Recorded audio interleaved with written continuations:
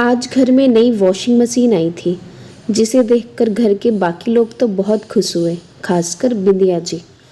आखिर उनका बेटा सौरभ उनके लिए वॉशिंग मशीन खरीद कर लाया था। हाँ, ये अलग बात है कि कुछ पैसे जगदीश जी ने सौरभ को दिए थे। बाकी के पैसे तो वो अपने पास से मिलाकर मशीन कैश में ही ले आया था। अभी सब लोग उस वॉशिंग मशीन को घेर कर उसका दीदार कर रहे थे। ये देखकर घर की बहू निर्मला जली भुनी सी अपने कमरे में आकर बैठ गई। थोड़ी देर बाद सौरभ कमरे में आया और कपड़े बदलने के लिए अलमारी में से कपड़े निकाल ही रहा था कि निर्मला बोली, क्यों जी, कितने पैसे खर्च कर दिया आपने वॉशिंग मशीन में? ईएमआई पर नहीं ला सकते थे क्या? दे देते बाबूजी पैसे, कमाते तो वो भी हैं। अरे मशीन की क्या ज़रूरत है उनको, हमको नहीं तो वही लोग पैसे दें, तुम क्यों दे रहे हो? निर्मला, वो मेरे माता पिता हैं, माँ को वॉशिंग मशीन की ज़रूरत थी, कितनी परेशान होती थी वो, इसलिए मैं मशीन खरीद कर ले आया। अच्छा, मैं भी तो हाथ से कपड़े धोती हूँ, मुझ पर तो कभी तरस नहीं आया। भला ये क्या बात हुई? तुम आदमी लोग तो हमेशा माँ माँ करते रहते हो, तुम लोगों के लिए तो बीवी कुछ भी नहीं होती। माँ की परेशानी तो तुमसे देखती नहीं बनती, और मेरा क्या? निर्मला चिढ़ती हुई बोली, तुम्हें तो परेशान होने की आदत है, भला इसमें मैं क्या कर सकता हूँ? कहकर सौरभ अपने कपड़े लेकर जाने लगा। उसकी बात सुनकर निर्मला और ज़्यादा चिढ़ गई और उसके सामने आकर खड़ी हो गई। अच्छा, बस मुझे ही ताने मार लो, भला मुझे क्यों परेशान होने की आदत होगी? तुम्हारी माँ से खुद के और तुम्हारे पापा के कपड़े तक नहीं धुलते, और मैं 4-4 लोगों के कपड़े हाथ से धोती हूँ, तो इसमें मेरी क्या गलती है? मैं क्या कर सकता हूँ? जहाँ तक हो सकता है मैं अपने कपड़े खुद धोने की कोशिश करता हूँ, कभी देर सवेर ही तुमसे अपने कपड़े धोने को कहता हूँ। अब अपने और अपने बच्चों के कपड़े तो तुम धोगी ही ना। मेरी तो किस्मत ही खराब है जो मेरे माता पिता ने मुझसे तुम्हारी शादी करवा दी। इससे तो अच्छा मेरे माँ बाप कोई ढंग का ठिकाना देखकर मेरी शादी कर देते तो कम से कम मैं खुश तो रहती। इसमें तुम्हारे माता पिता की गलती नहीं है, वो किसी अमीर घर में तुम्हारी शादी कर देते तब भी तुम खुश नहीं रहते, क्योंकि तुम्हें हर बात में मेरा मेरा करने की आदत है। अब तुम ही देख लो, कहाँ तो उन्होंने ये सोचकर तुम्हारी शादी में वॉशिंग मशीन दिया था कि बेटी को परेशान नहीं होना पड़ेगा, हाथ से कपड़े नहीं धोने पड़ेंगे, लेकिन तुमने क्या किया? मेरी वॉशिंग मशीन करके उसे अभी तक पैक करके रखा है। शादी के 7 साल बाद वो भी जंग खाने लग गई होगी। अच्छा, वो तो मेरे माता पिता ने दी है, उस मशीन से ससुराल वालों का क्या लेना देना? सौरभ बोला, अच्छा ये तो तुम्हारे माता पिता की दी हुई है, लेकिन याद रखो, जिस कमरे में तुम वो दहेज का सारा सामान लेकर बैठी हो ना, वो कमरा उस घर का हिस्सा है जो ससुराल वालों का है। कहकर सौरभ कपड़े बदलने चला गया। लो, ससुराल वाले भी तो घर की धौंस दिखाने लग गए। इसलिए तो कहते हैं कि बहू को कोई भी अपना नहीं मानता। शादी के 7 साल बाद आखिर अपनी औकात पर आ ही गए ना। निर्मला जोर से चिल्लाते हुए बोली। ये बातें बाहर बैठी बिदिया जी को सुनाई दे रही थी। आखिर वो कमरे में आई और निर्मला से बोली, बहू, माना कि सौरभ गलत है, उसे ऐसा नहीं बोलना चाहिए था, पर एक बात मुझे समझ में नहीं आई, तुझे बुरा क्यों लग रहा है? आज वो तेरी ही भाषा में बोल रहा है, तो अपने ही जैसे व्यक्तित्व को देखकर इतना तिलमिला क्यों गई? तुम तो अक्सर ही हमें अपने किसी न किसी सामान की धौंस दिखाती ही रहती हो ना, पर हम चुपचाप सुन लेते हैं। तो आज जब सौरभ ने अपने मकान की धौंस दिखा दी तो तुम्हें इतना बुरा क्यों लगा? कहकर बिदिया जी अपने कमरे में आ गई और निर्मला अपने कमरे में बैठी बड़बड़ाती रही।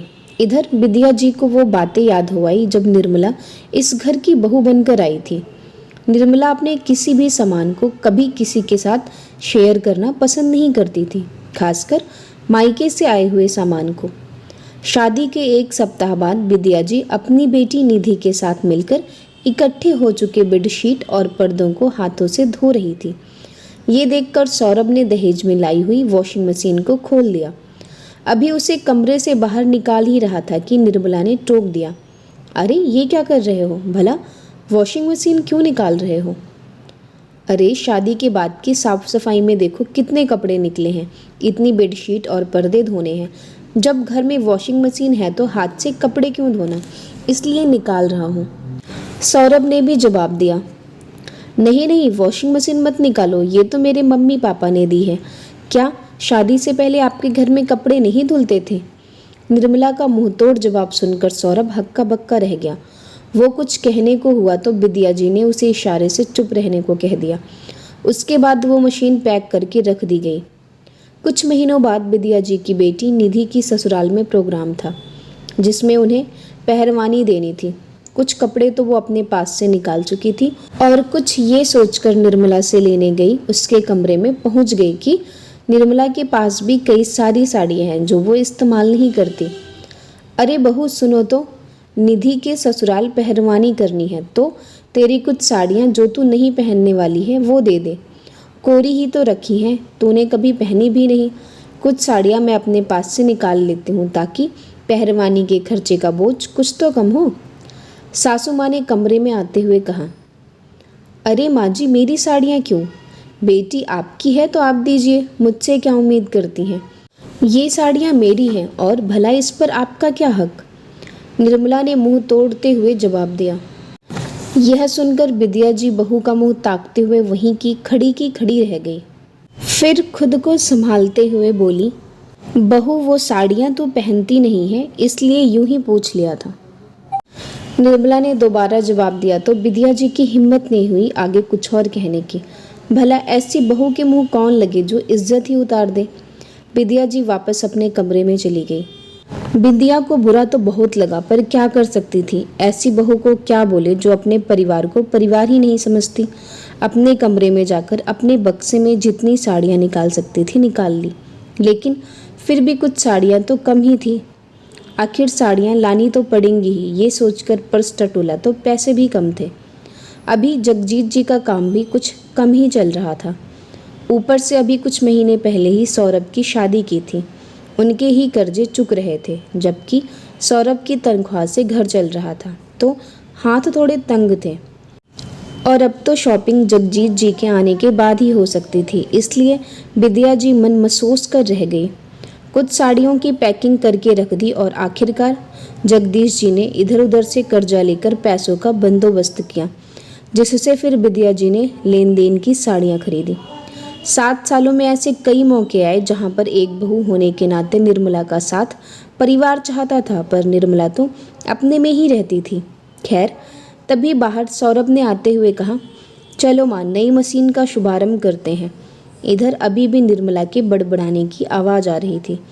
विद्या जी ने सौरभ की तरफ देखा। सौरभ विद्या जी के कंधे पर हाथ रखते हुए बोला, अब जिनको नहीं बदल सकते उसे नहीं ही बदल सकते, फिर उसके पीछे खुद को क्या परेशान करना। इसलिए जो है उसमें खुश हो लेते हैं।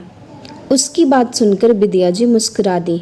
मन में यह तो तसल्ली थी कि चलो, बहू ना सही, कम से कम बेटा तो साथ है। अगर आपको ये कहानी पसंद आई हो तो चैनल को ज़रूर सब्सक्राइब करें।